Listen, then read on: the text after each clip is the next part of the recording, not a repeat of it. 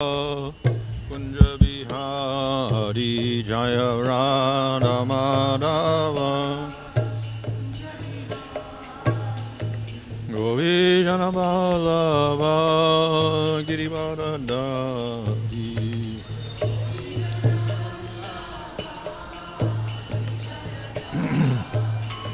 Yasoda Nandana Brother Jana Jamuna Tira Vanachari Jamuna Tira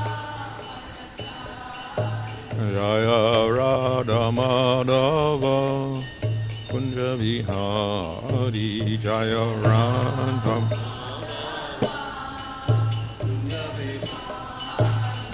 Hare Krishna Krishna Krishna Hare Hare Hare Rama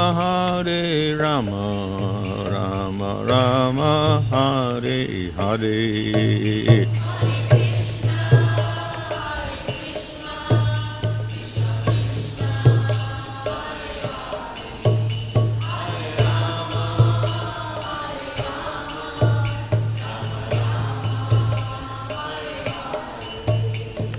Prabhupada, Prabhupada, Prabhupada Jaya, Prabhupada Jaya.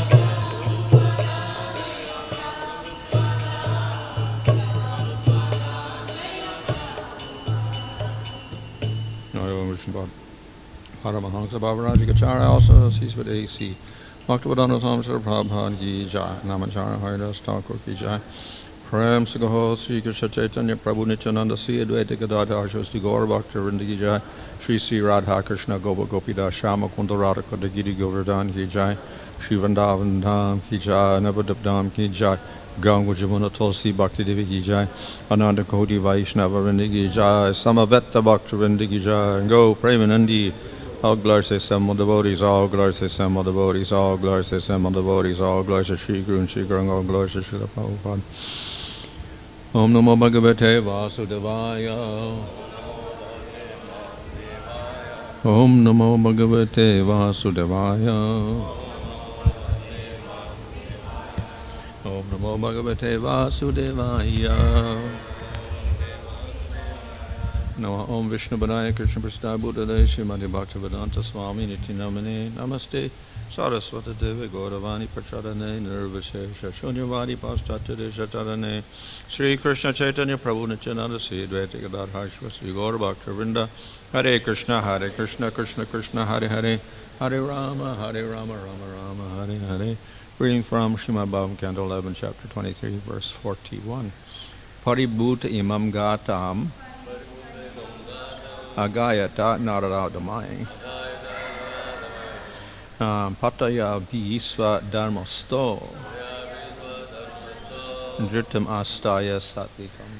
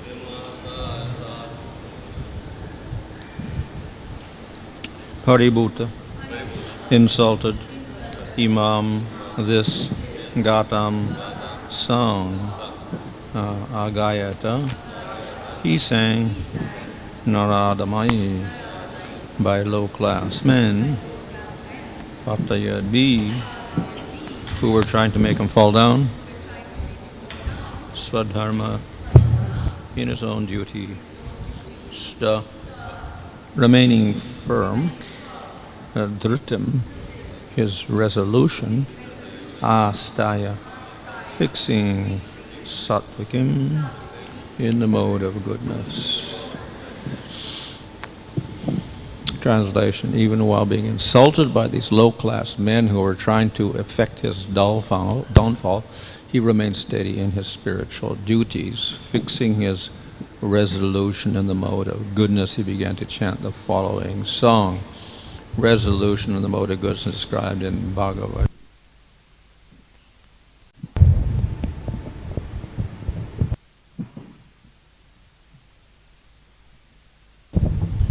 dhṛtyā yayā dhārayate mana pranendriya kriya yogin abhicharinya dhṛtī partha sāttvikīm. Oh, son of Purport, that determination which is unbreakable, which is sustained with steadfastness and by yoga practice, and thus controls the mind, life, and acts of the senses in the mode of goodness. Atheists who are envious of the devotees of the Supreme Lord are called nara-adhamaiḥ, or the lowest of men, and undoubtedly are en route to hell. By all means at their disposal, they disturb the devotional service of the Lord, sometimes by direct attack and sometimes by mockery. The devotees, however, remain tolerant, fixing their determination in the mode of goodness, as described by Srila Rupa Goswami in Sri Upadeshamrita, Vatshavegam, Manasa, Krodha Vegam, Jiva Vegam, Udaropasta Vegam, Etan Vegam, Yoga Vishahita Dhira, Sarvam api imāṁ prativyam sasasyāt. A sober person who can tolerate the urge to speak, the mind's demands, the actions of anger, and the urges of the tongue, belly, and genitals is qualified to make disciples all over the world. Translation: even while being insulted by these low-class men who were trying to effect his downfall, he remained steady in his spiritual duties. Fixing his resolution in the mode of goodness, he began to chant the following song. So we see that this Brahmana took sannyas and had to undergo many difficulties. இந்த பிராமணர் சன்னியாசத்தை ஏற்ற பிறகு பல கஷ்டங்களை சந்திக்க நேர்ந்தது. So difficulties, of course, are natural to life itself. கஷ்டங்களை சந்திப்பது வாழ்க்கையில் யதார்த்தமாக நடக்கும் ஒரு நிகழ்வுதான். But if one is practicing spiritual life and one is a sannyasi, etc., then some people will also give extra problem by mockery. ஆனால் சன்னியாசத்தை ஒரு நபர் ஏற்கும் பொழுது மக்களில் சிலர் அவரை கேலி செய்யலாம், இன்னும் அதிகமான துன்பத்தை அவருக்கு தரலாம். So these people are actually opposed to spiritual life.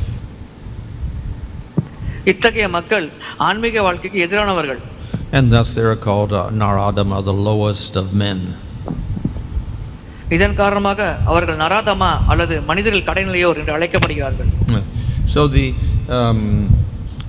sannyasi has many rules to follow. ஒரு சன்னியாசி வாழ்க்கை நடத்துவதற்கு பல வகையான கட்டுப்பாட்டு விதிமுறைகளை கடைபிடிக்க வேண்டியுள்ளது. And this includes many types of austerities. இது பல வகையான தவங்களையும் உட்கொண்டது. That is because sannyas itself means to renounce things.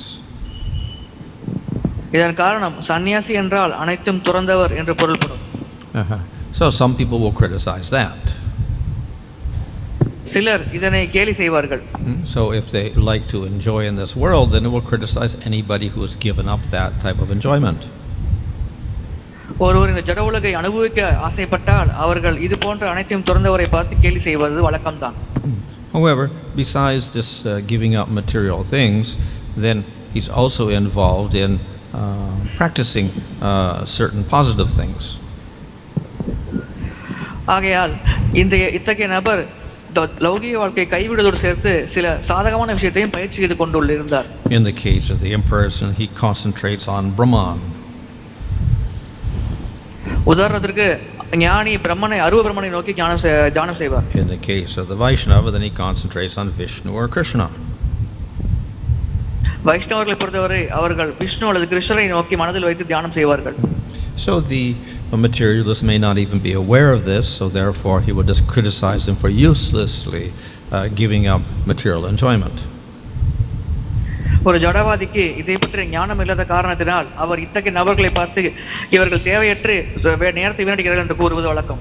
Or if he sees them studying Vedanta or worshipping a deity of the Lord, he will also criticize that because he thinks these things are all useless. அல்லது ஒரு பக்தர் விக்கிரக வழிபாடு செய்தாலோ அல்லது சாஸ்திரங்களை படித்தாலோ அப்பொழுதும் ஒரு ஜடவாதி அதை கேலி செய்வார். ஏனென்றால் அவரை பொறுத்தவரை இவை அனைத்தும் பயனற்ற செயலே. And besides this, of course, then besides his practices, positive practices, and his negative giving up this material world, etc., then he also has to cultivate certain mental attitudes. இது போன்ற ஆன்மீக சாதனைகளை பயிற்சி செய்வதோடு அவர் ஒரு விதமான மனநிலையும் வளர்த்துக் கொள்ள வேண்டியுள்ளது. And we see, even of course, if he's not a sannyasi but just a devotee, as mentioned in Upadeshamrita, then he has to control his words, control his mind, control his anger, control his tongue, etc. ஆகையால் உபதேசாமிர்தாவில் குறிப்பிடப்பட்டுள்ளது போல் ஒருவர் சன்னியாசியாக இல்லாமல் பக்தராக இருந்தால் கூட அவர் வார்த்தைகள், மனம், புலன்கள் ஆகிய அனைத்தையும் அவர் கட்டுப்படுத்த வேண்டியுள்ளது. So all this is also a type of renunciation. இதுவும் ஒரு வகையான துறவு வாழ்க்கையே ஆகும். By controlling the karmendriyas and the gyanendriyas, we are renouncing our material enjoyment. நாம் கர்மேந்திரியங்கள் மற்றும் ஞானேந்திரியங்களை கட்டுப்படுத்துவதன் மூலம் நம்முடைய புலனின்பத்தை கட்டுப்படுத்துகிறோம். But along with this, then we also have to cultivate tolerance and patience and determination. இதோடு சேர்த்து நாம் பொறுமை, மன உறுதி ஆகிய குணங்களை வளர்த்துக் கொள்ள வேண்டியுள்ளது. Because that sannyasi will meet with all sorts of obstacles in his progress. ஒரு சன்னியாசி தான் முன்னேறும் பாதையில் பல வகையான தடைகளை சந்திக்க நேரிடும். Some of those obstacles will be internal, but sometimes will be external. சில தடங்கல்கள் உட்புறமான தடங்கல்கள், சில தடங்கல்கள் வெளிப்புறமான தடங்கல்கள். So these materialists were insulting him and mocking this sannyasi. இந்த ஜடவாதிகள் அந்த சன்னியாசியை அவமதித்து அவரை கேலி செய்து கொண்டிருந்தார்கள். And part, of course, is just out of disrespect. இது அவரை அவமரியாதை செய்து கொண்டிருந்தார்கள் இவர்கள். But then the other motive is mentioned in this verse, that they were trying to make him fall down. இவர்களுடைய இன்னொரு குறிக்கோள் இந்த பதத்தில் விளக்கப்பட்டுள்ளது. இவர்கள் இவருடைய நிலையிலிருந்து கீழே விழச் செய்ய முயற்சி செய்து கொண்டிருந்தார்கள். So if by their insults they can make him angry, then they say, yes, see, he is not in control of his mind. இவர்கள் செய்யும் கேலியினால் அவர் தன்னிலையிலிருந்து கோபப்பட்டார் என்றால் அவர்கள் உடனே சொல்வார்கள், இவர் கோபத்தை கட்டுப்படுத்த முடியாதவர் என்று கேலி செய்வார்கள். Or if he utters some harsh words back, they say, he cannot control his speech. அல்லது கடுமையான சொற்களை அந்த சன்னியாசியை பயன்படுத்தினால் உடனே இவரால் வார்த்தைகளை கட்டுப்படுத்த முடியவில்லை, இவர் ஒரு சன்னியாசி அல்ல என்று கூறுவார்கள். So in this way they had say total disrespect for his pursuit of spiritual life. இவ்விதமாக இந்த சன்னியாசியின் ஆன்மீக வாழ்க்கையை முற்றிலுமாக இவர்கள் அவமரியாதை செய்தார்கள். And as the Vedic literature mentions, such persons are the lowest of men. வேத கலாச்சாரத்தில் இது போன்ற நபர்களை மனிதர்கள் கடைநிலையோர் என்று கூறப்படுகிறார்கள். But definitely the person practicing spiritual life or the sannyasi, then he has to ignore all of these insults. ஒரு சன்னியாசி இத்தகைய அவமரியாதைகளை பொறுத்துக் கொள்ளத்தான் வேண்டியுள்ளது. We see in the second chapter of Bhagavad-gītā, there Krishna talks about the sthita prajna, or one situated in wisdom. பகவத்-கீதை இரண்டாவது அத்தியாயத்தில் ஞானத்தில் இருக்கும் ஒருவரின் அறிகுறிகளை பற்றி பகவான் கிருஷ்ணர் விளக்குகிறார். So he is not agitated if there is praise or if there is criticism. அவ்வாறு ஞானத்தின் உணர் தளத்தில் இருக்கும் ஒரு நபர் இகழ்ச்சியாலோ புகழ்ச்சியாலோ பாதிக்கப்படுவதில்லை என்று பகவான் கிருஷ்ணர் கூறுகிறார். So he is undisturbed by any situation. அத்தகைய நபர் வெளிப்புற சூழ்நிலைகளால் பாதிப்படைவதில்லை. So that such a principle is common both to the Vaishnava and to the impersonal sannyasi. இந்த கோட்பாடு வைஷ்ணவர்களுக்கும் பொருந்தும், அருவ பிரம்மத்தை பின்பற்றும் சன்னியாசிகளுக்கும் பொருந்தும். So we can say that the two, the Vaishnava and the impersonalist sannyasi, they share some common characteristics. இவ்வழியில் வைஷ்ணவ சன்னியாசி மற்றும் அருவ சன்னியாசி இருவருமே சில பொதுவான விதிகளை கடைபிடிக்கிறார்கள் என்று நாம் கூறலாம். But it's also not so true. இன்னொரு வகையில் இது உண்மையும் அல்ல. We see in the nectar devotion, the second quality of bhakti is sva-dharma, to develop good qualities.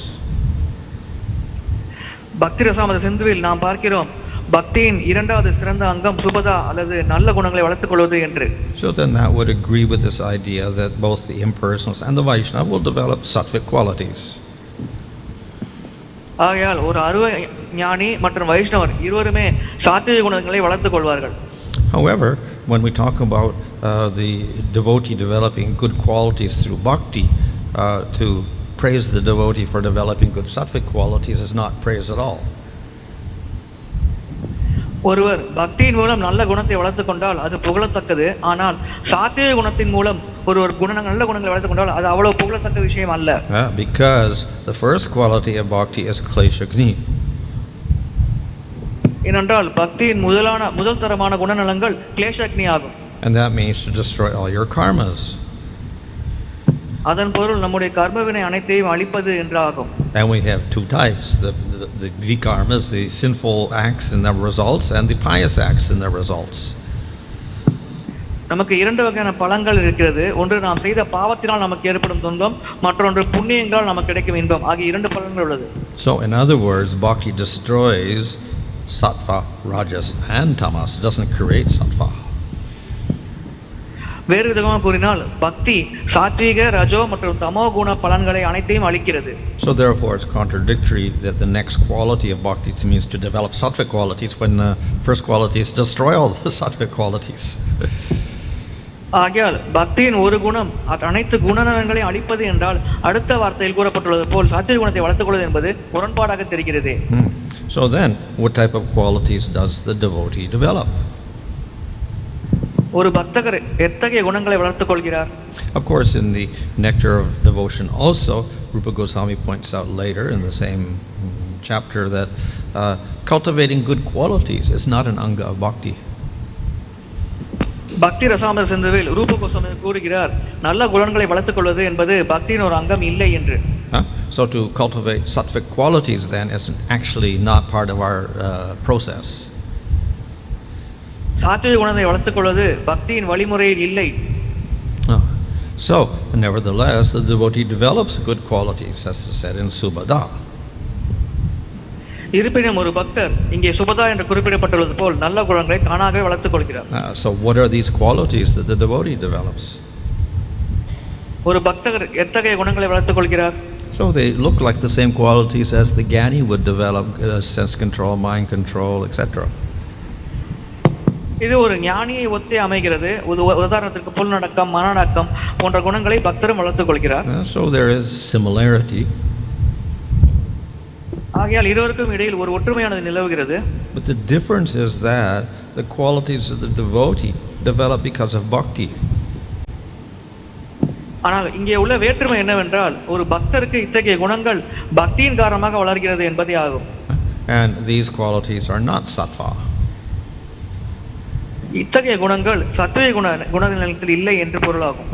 So all the gunas are destroyed by the process of bhakti. பக்தியின் காரணமாக அனைத்து குணங்களும் அழிக்கப்படுகிறது.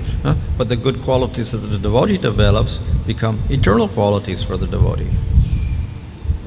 ஆனால் ஒரு பக்தரிடம் ஏற்படும் நல்ல குணங்கள் அவருடைய அந்தரங்க குணங்களாக மாறுகிறது. So it may look like sattvic qualities but actually different because the center of everything is Krishna. ஆகையால் இது சத்விக குணத்தை போல் தெரிந்தாலும் இது அந்த தளத்தில் இல்லை. ஏனென்றால் இங்கே அனைத்தும் கிருஷ்ணரை மையப்படுத்தி செயல்படுகிறது. So all of the good qualities of sense control and tolerance, compassion, etc. are all related to surrender to Krishna. ஆகையால் புலனடக்கம், பொறுமை மற்றும் சகிப்புத்தன்மை அனைத்துமே பகவான் கிருஷ்ணரை மையப்படுத்திய ஒரு பக்தர் வளர்த்துக் கொள்ளும் குணங்களாகிறது. So if we take any devotee in the spiritual world like Nanda or Yasoda or Subal or Sridham, then we can begin to describe all their wonderful qualities. ஆன்மீகத்தில் நாம் எத்தகைய நபரை எடுத்தாலும் நந்த மகாராஜர், யசோதா மாயி அல்லது சுபதா ஆகிய யாரை எடுத்தாலும் அவர்களுடைய நல்ல குணங்களை நம்மால் விவரிக்க முடியும். And in fact we can find no end to their good qualities. அதேபோல் அவர்களுடைய நல்ல குணங்களுக்கு எந்த ஒரு எல்லையும் இல்லை என்பதையும் நம்மால் புரிந்து கொள்ள முடிகிறது. But we can never think that these are material qualities. ஆனால் இவை அனைத்தும் பௌதிகமான குணங்கள் என்று நாம் நினைக்க முடியாது. They are eternal residents of the spiritual world. They could never have material qualities. இந்த குணங்கள் அனைத்தும் நித்தியமாக ஆன்மீக உலகத்தில் இருக்கும் காரணத்தினால் இவை பௌதிகமானதாக இருக்க வாய்ப்பே இல்லை. So as the devotee practices bhakti, then he develops wonderful qualities like the devotees in the spiritual world, which are also like the qualities of Krishna. ஆகையால் ஒரு பக்தர் பக்தியை பயிற்சி செய்யும் பொழுதே அவர் ஆன்மீக உலகத்தில் இருக்கும் நபர்களை போன்ற நல்ல குணங்களை வளர்த்துக் கொள்கிறார். இந்த குணங்கள் பகவான் கிருஷ்ணனிடமிருந்தும் தெரிகிறது. And they all manifest because of bhakti. இந்த குணங்கள் அனைத்தும் பக்தியின் காரணமாகவே ஒரு பக்தரிடமிருந்து வெளிப்படுகிறது. So though they may look like nice material qualities, actually they are not, because they're all related to Krishna. ஆகையால் இத்தகைய குணங்கள் ஒரு பௌதிகமான குணங்களாக நம் கண்களுக்கு புலப்பட்டாலும் உண்மையில் அவை பௌதிகமானவை அல்ல, ஏனென்றால் அனைத்துமே பகவான் கிருஷ்ணனோடு தொடர்புடையவை ஆகும். So therefore the devotees, they develop qualities that may look like sattva, but actually they're quite different. ஆகையால் ஒரு பக்தர் சாத்விக குணத்தில் இருக்கும் குணங்களை வெளிப்படுத்துவது போல் தெரிந்தாலும் உண்மையில் அவை அனைத்துமே ஆன்மீக தளத்தில் இருப்பவை ஆகும். So we should never make the goal of bhakti to come to sattva gun, but rather to surpass sattva gun. ஆகையால் பக்தியின் இலக்கு சத்துவகுணத்தை அடைவதல்ல, மாறாக சத்துவகுணத்தையும் கடந்து செல்வதாகும். So those who begin practice and they're already sattvic, then there's no problem. These qualities are also favorable for them. ஏற்கனவே ஒரு பயிற்சியை தொடங்கிவிட்டால் பக்தியை அவர் ஏற்கனவே சத்துவ நிலையில் இருப்பார். அதனால் இத்தகைய குணங்கள் அவரிடமிருந்து வெளிப்படுவதனால் எந்த பிரச்சனையும் இல்லை. But then we could also say that the devotee in sattva, which means the brahmana, is better than the devotee in tamagun, the sudra. ஆகையால் சத்விக குணத்தில் இருக்கும் ஒரு பக்தர், அதாவது பிராமணர், ஒரு தமோ நிலையில் இருக்கும் சூத்ரரை விட மேன்மையானவர் என்று நம்மால் கூற முடியும். But that is contrary to our siddhanta. ஆனால் அது நம்முடைய தத்துவத்திற்கு முரண்பாடாக தெரிகிறது. In other words, qualities of the material world are not related to devotional service. வேறு விதமாக கூற வேண்டும் என்றால் பௌதிக குணங்களுக்கும் பக்தி சேவைக்கும் எந்த வித சம்பந்தமும் இல்லை என்று கூறலாம். So certainly there are favorable elements in sattva gun, but then there are negative elements as well. சத்துவகுணத்தில் நமக்கு பக்திக்கு சாதகமான சில குணங்கள் இருப்பது உண்மைதான், ஆனாலும் பாதகமான சில குணங்களும் இருக்கிறது என்பதும் உண்மைதான். So the negative element is that one becomes attached to sattva gun. பாதகமான விஷயம் என்னவென்றால் ஒரு சாத்விக குணத்திலே மிகுந்த பற்று கொள்ளக்கூடும். And as a byproduct of that, one may become attracted to impersonal liberation rather than bhakti. இதன் விளைவாக, இந்த பற்றின் விளைவாக ஒருவர் அருவ முக்தியின் மேல் பற்று கொள்ளக்கூடும், பக்தியின் மேல் பற்றை இழக்கக்கூடும். So sattva creates a sense of attraction for impersonalism. ஆகையால் இந்த சாத்விக குணமானது இந்த அருவ பிரம்மத்தின் மேல் ஒரு ஈர்ப்பை உண்டாக்குகிறது. And that can act as a negative factor. இந்த விஷயம் பக்தியில் ஒரு பாதகமான செயலாக செயல்படலாம். And thus we cannot say that it is the sattvic devotee is superior to the tamasic devotee. இதன் காரணமாக சாத்விக நிலையில் இருக்கும் பக்தர் தாமச நிலையில் இருக்கும் பக்தரை விட உயர்ந்தவர் என்று நம்மால் கூற முடியாது. In that they're attached to the gunas, that's a negative quality for all of them. எப்படி இருந்தாலும் ஒரு குணத்தின் அடிப்படையில் பற்று கொண்டிருக்கார் என்றால் அது அனைவருக்குமே ஒரு பாதகமான விளைவை உண்டாக்கும். And in that they are attached to Krishna, that's a positive quality for all of them. மாறாக ஒருவர் பகவான் கிருஷ்ணரின் மேல் பற்று கொண்டிருந்தால் அது அனைவருக்குமே ஒரு ஒரு சாதகமான நிலையை உருவாக்கும். So the nature of bhakti is that anyone in any guna can develop attraction for Krishna. பக்தியின் இயல்பு என்னவென்றால் ஒருவர் எந்த தளத்திலும் இருக்கலாம், எந்த குணத்திலும் இருக்கலாம், இருப்பினும் அந்த நிலையிலிருந்தே அவர் பகவான் கிருஷ்ணர் மேல் ஒரு ஈர்ப்பை வளர்த்துக் கொள்ளலாம். And then he surpasses all the gunas. அதன் பிறகு அவர் அனைத்து குணங்களையும் கடந்து செல்கிறார். So therefore we cannot measure devotion through gunas. எனவே நாம் பக்தியை குணத்தின் அடிப்படையில் அளக்க முடியாது. So in this way we see the superiority of bhakti over the gunas or any process which arises from the gunas. இந்த வழியில் நாம் பக்தியின் மேன்மையை புரிந்து கொள்ள முடியும். அது குணத்தையோ அல்லது வழிமுறைகளையோ அனைத்தையும் விட உயர்ந்த நிலையில் உள்ளது என்பதை நம்மால் தெளிவாக புரிந்து கொள்ள முடிகிறது. So the conclusion of bhakti is that by cultivating bhakti one develops good qualities by which one can maintain steadiness in one's devotion. பக்தியின் உயர்ந்த குணம் என்னவென்றால் பக்தியின் மூலம் ஒருவருக்கு சில குணங்களானது வளர்கிறது. அதன் மூலம் அவர் பக்தியில் ஸ்திரமாக செயல்பட அந்த குணங்களே அவருக்கு உதவியாக இருக்கிறது. So all those good qualities which are favorable for developing devotion are also spiritual qualities. இத்தகைய ஆன்மீக குணங்கள் பக்திக்கு சாதகமாக இருக்கும் காரணத்தினால் இவை அனைத்தும் ஆன்மீகமான குணங்கள் என்று நாம் புரிந்து கொள்ள முடிகிறது. And as he develops his bhakti, then these qualities naturally develop. ஒரு பக்தியை பயிற்சி செய்யும் பொழுது இந்த குணங்கள் இயற்கையாகவே அவரிலிருந்து தோன்ற ஆரம்பிக்கிறது. In other words, that by performing bhakti, then all qualities necessary for further development automatically manifest to assist us to go further. வேறு விதமாக கூற வேண்டும் என்றால் ஒரு பக்தியை பயிற்சி செய்யும் பொழுது பக்தியில் முன்னேறுவதற்கு தேவையான அனைத்து குணங்களும் அவரிடம் இயல்பாகவே வெளிப்பட ஆரம்பிக்கிறது என்று கூறலாம். Hare Krishna.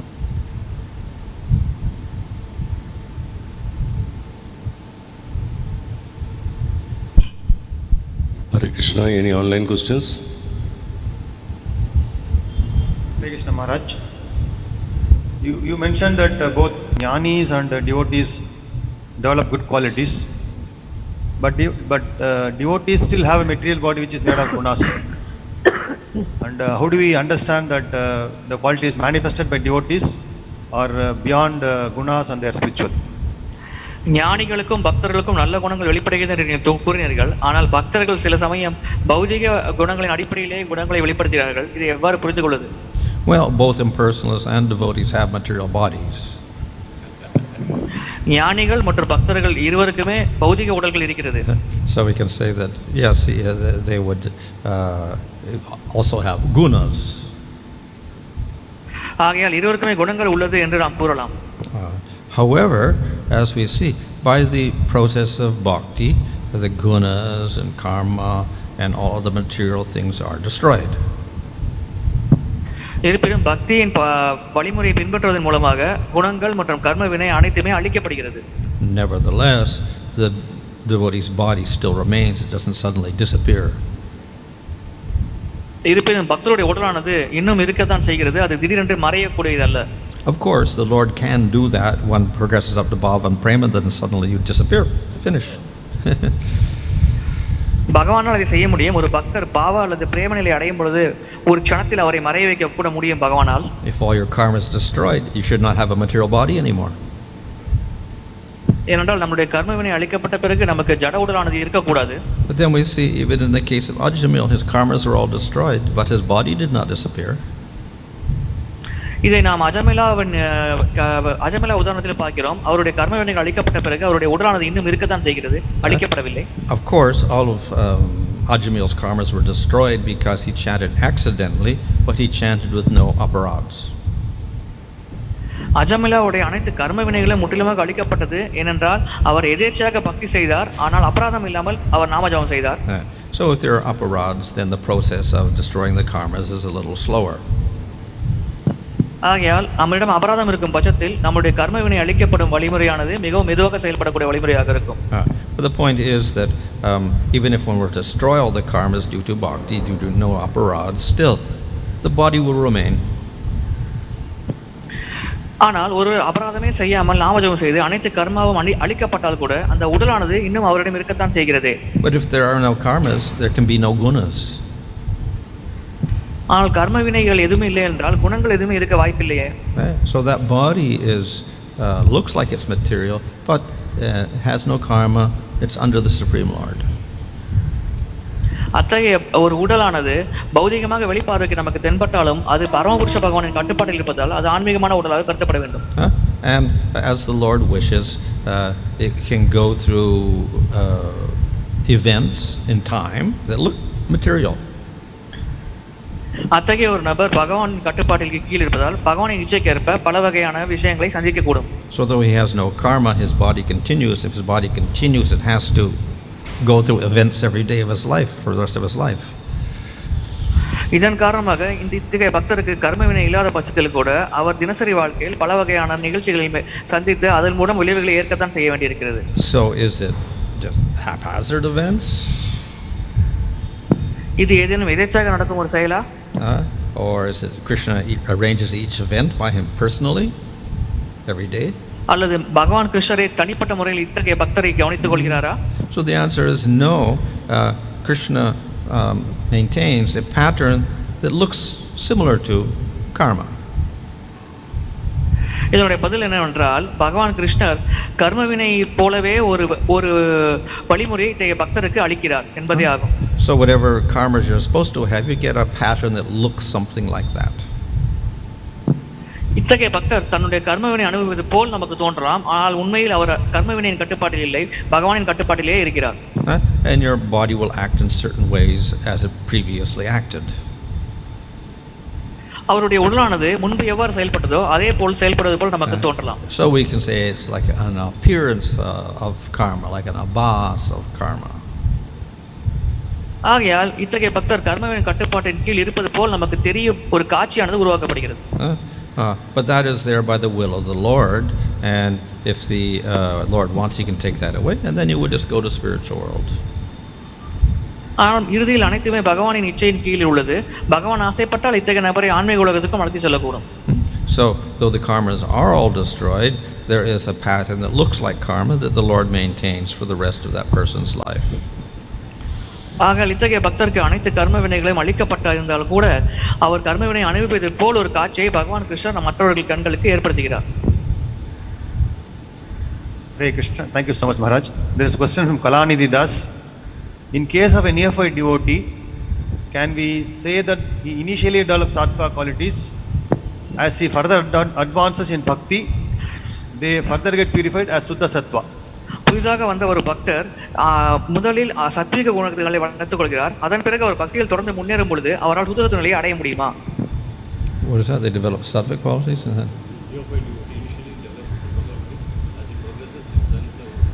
Oh, well, one can go through gradual stages, as mentioned in Bhagavad-gītā, where it says that almost sattva and rajas are destroyed and you come to sattva. பாகவத்தில் குறிப்பிடப்பட்டது போல் பக்தர் ஆரம்ப நிலையில் மெல்ல மெல்ல படிப்படியாக உயர்கிறார். அதன் மூலம் ரஜோகுணம் தமோகுணமானது அழிக்கப்பட்டு அவர் சத்தோகுண நிலையை அடைகிறார். So therefore one can go through a gradual process like that. இவ்விதமாக ஒருவர் படிப்படியான முன்னேறும் வழிமுறையை பின்பற்றி வாழலாம். But that does not mean that devotional qualities or sva-dharma is not going to manifest in the beginning only after you develop sattva. No, you can start from the very beginning, just like Kleshagni starts from day one of performing bhakti. So sva-dharma also can begin from that point. இதன் பொருள் சுபதா அல்லது பக்தியின் மூலமாக ஏற்படும் நல்ல குணங்கள் சத்துவகுணத்தை அடைந்த பிறகே வளரும் என்ற பொருள் அல்ல. மாறாக முதல் நாளிலிருந்து இந்த நல்ல குணங்களானது அந்த பக்தரிடமிருந்து வெளிப்படலாம்.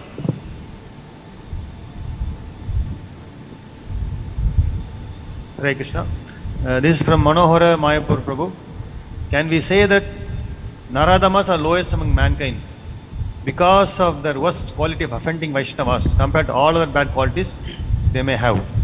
நராதமர் என்று கூறப்படுபவர்களே மனிதர்கள் கடைநிலையர் என்று கூறலாமா? ஏனென்றால் வைஷ்ணவர்களுக்கு அபராதம் செய்யும் குணமானது இவர்களிடமே பெரிதாக காணப்படுகிறது. They're always what? Lamenting? Vaishnavas.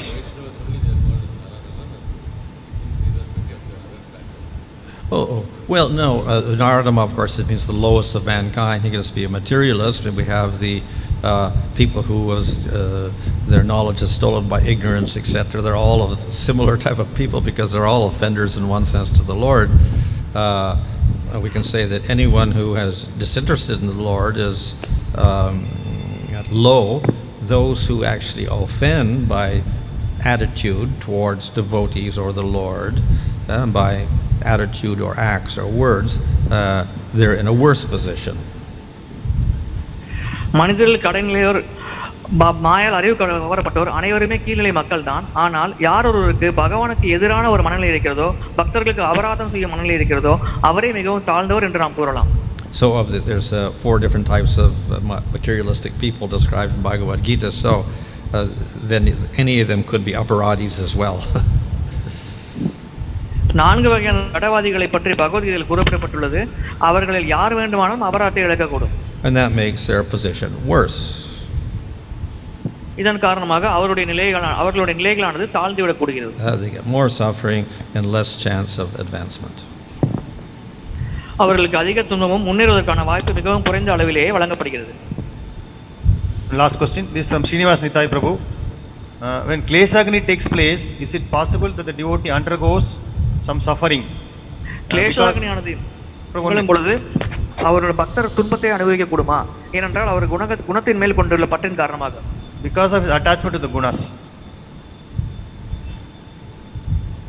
Well, the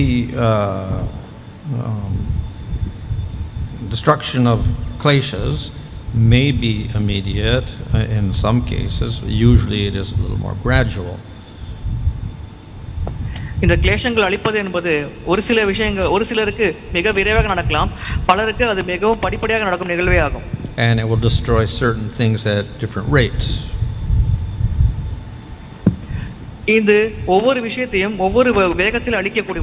For instance, Ajamil got his karmas destroyed. உதாரணத்திற்கு அஜமிலாவிற்கு அவருடைய கர்ம வினையானது அழிக்கப்பட்டது. But we know behind the karmas there is desires which create acts which create karmas that may not be destroyed. நமக்கு தெரியும் கர்ம வினைக்கு பின்னால் அதை செய்யக்கூடிய ஆசையானது மனிதனிடம் இருக்கிறது. அந்த ஆசையானது அழிக்கப்படாமலும் இருக்கலாம். And behind that is ignorance which manifests as ahankara. அந்த ஆசைக்கு பின்னால் அறியாமை இருக்கலாம். அந்த அறியாமை அகங்காரமாக வெளிப்படலாம். So these are more difficult to destroy. இவை அனைத்தும் அழிப்பதற்கு மிகவும் கடினமான விஷயங்களாகும். And even among the karmas, then we also get aparabdha and the prarabdha.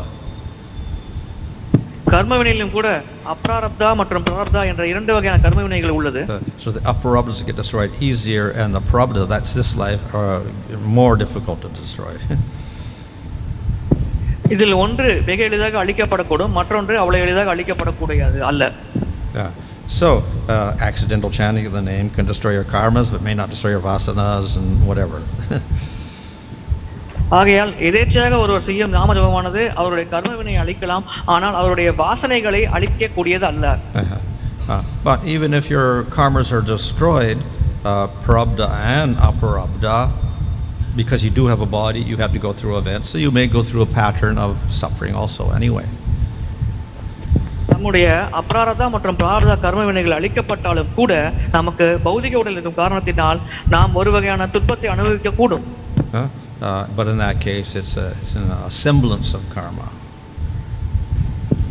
இது கர்ம வினை அனுபவிப்பதற்கு ஒத்த ஒரு அனுபவிப்பதை போலவே நமக்கு வெளிப்புறமாக தோன்றலாம். In other cases, particularly of siddha devotees, then what looks like suffering is only an arrangement of the Lord. பக்தர்கள் விஷயத்தில் அவர்கள் படும் துன்பம் பகவானின் ஏற்பாடு என்றே நமக்கு தெரியலாம். For instance, the Pandavas, why they had to suffer in the forest for 13 years or whatever. உதாரணத்துக்கு பாண்டவர்கள் அவருடைய ராஜ்யத்தை இழந்து காட்டில் கஷ்டப்பட்டார்கள். அது பகவானின் ஏற்பாடே ஆகும். So bad karma, but they can't have any karma. நாம் கூறலாம் அது அவர்களுடைய கெட்ட கர்ம வினை, ஆனால் பக்தர்களுக்கு கெட்ட கர்ம வினை இருக்க வாய்ப்பில்லை. So that is simply an arrangement of the Lord for his own purposes. பாண்டவர்கள் விஷயத்தில் அது பரமபுருஷ பகவானின் ஏற்பாடு மட்டுமே. So as for a devotee in the material world, it may be that it's only a shadow of karma. ஆகையால் பக்தர்கள் இந்த பௌதிகத்தில் இருக்கும் பொழுது கர்ம வினையின் நிழல் கூட அவர்களை தீண்டுவதில்லை. Or due to aparads, the process of even destroying karmas may get slowed down. இதையும் தாண்டி பக்தர்கள் கஷ்டப்பட்டார்கள் என்றால் அவர்களிடம் அபராதமானது இருக்கலாம். அதன் காரணமாக அவருடைய கர்ம வினைகள் அழிக்கும் வழிமுறையானது மிகவும் மெதுவாக செயல்படலாம். And thus they will still be experiencing some paribhūta karmas in this life.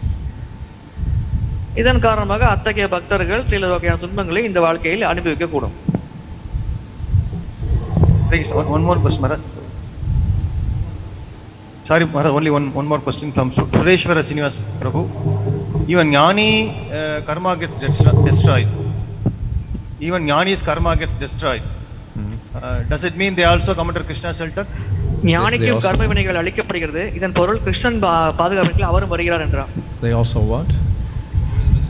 Come under Krishna's shelter. Why? To get the karmas destroyed? Oh, so they get karmas destroyed through the process of jnana. ஞானிகளுக்கு ஞான மார்க்கத்தின் மூலமாக கர்ம வினைகளானது அளிக்கப்படுகிறது. Yoga can also do that. யோகமும் இதை செய்யக்கூடும். But it's a very, very long process.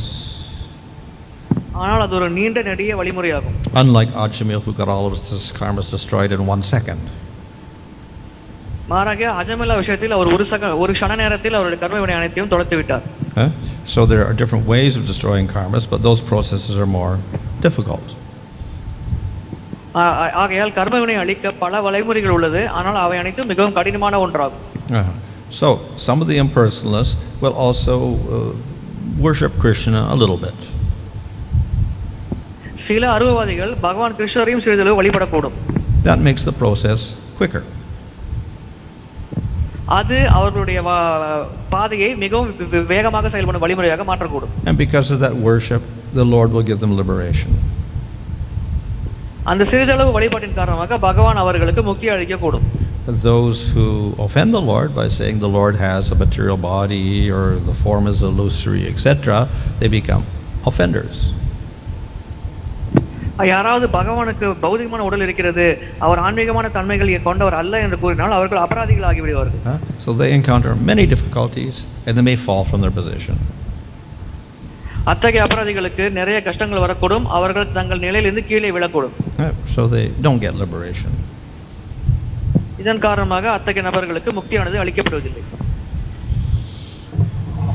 Thank you, Maharaj. No more questions. Hare Krishna.